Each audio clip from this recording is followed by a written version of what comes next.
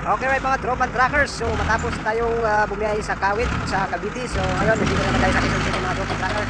Sa Grand Yellow sa Quezon City, dito po sa Libis, sa May Spike. So ayan po yung aking unit mga tropan trackers, pinargahan ko. So yung nagloading po dito ay isang maliit na loader. So kaya po palang abutin yung pag-loading sa aking dump truck mga tropan trackers. So tingnan mo. So ayan yung mini loader. So saktong-sakto lang talaga yung kargahan niya dito sa ating unit. So ayan, medyo nahirapan po siya dahil sagad na sagad po yung kanyang bucket sa loader. So ayan, business lang. So, matagal-tagal lang yung kargahan natin taga-hers. So maraming salamat and good luck.